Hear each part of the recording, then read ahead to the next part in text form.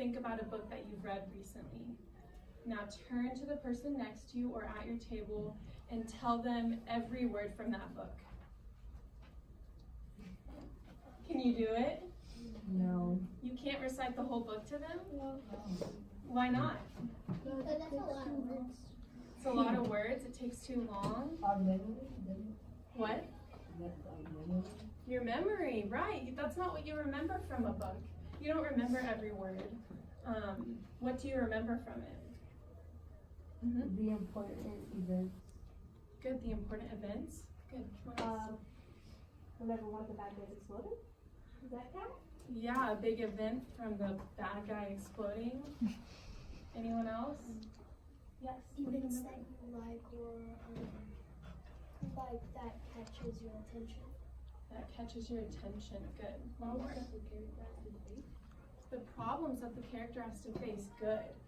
So I have a quote for you guys, and I want you to make some connections to what we've just been talking about.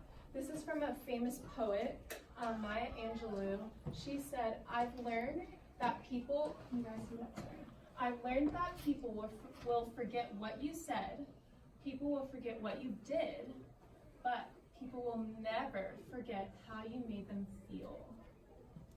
So how can you guys talk out loud, raise your hand? What do you think? How does that connect to how we read a book and what we remember from the book and the important parts?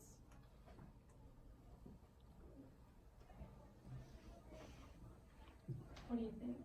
I think the stuff with the quote, like if there was a big event, like a tragic event that one of the characters died and they were like a really good character or the main character, that could make you feel like shocked or something. So maybe you feel shock from reading a book, something big happened and you remember that feeling of being like, oh my gosh, that happened. Anyone else? The characters have feelings too, and maybe you remember how those characters felt. That really sticks with you. So we're going to be talking about this more, but something that should stick with us and something that you guys have been talking about is theme, and that relates a lot to how you feel when you read a book. It's that big idea, that lesson that the characters learn or that you learn. From reading this, I'm trying to pull out an idea of theme, and that goes beyond just the words that we're reading. It's how am I feeling? What is the author trying to tell me? So first I want to think about who the characters are. So first the characters are Dad and the son, the boy, are kind of our main characters so far. And what is the conflict going on? Like what are they doing? Just one second, I want to hear your thoughts. They are trying to, they live in an airport, right? Because they don't have a home, and they're trying not to get noticed because that will get them in trouble and kicked out. And so maybe think about, how do I feel when I read this? I kind of feel sad for them. And maybe also ask the question, what does the author want me to think about? Like, what stays with me?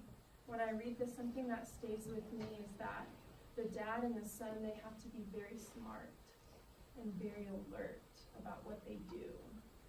And so that can help me think, related to big life, a life lesson we could learn from that is it's important to be smart and be alert.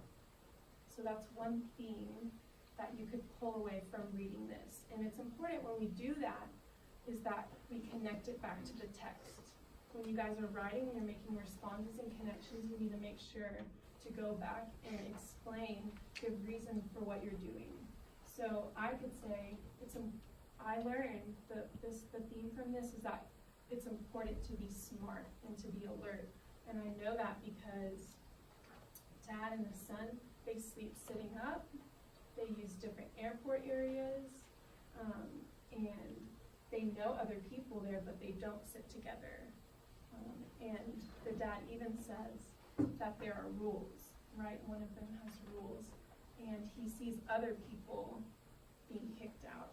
So I could move it back to the text and say, Dad and I try not to get noticed, unlike these two men.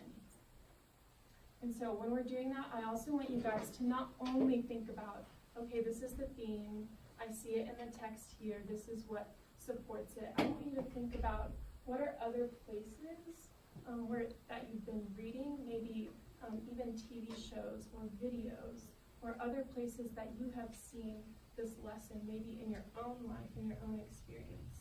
We can make text-to-text connections, text to self, and text to world.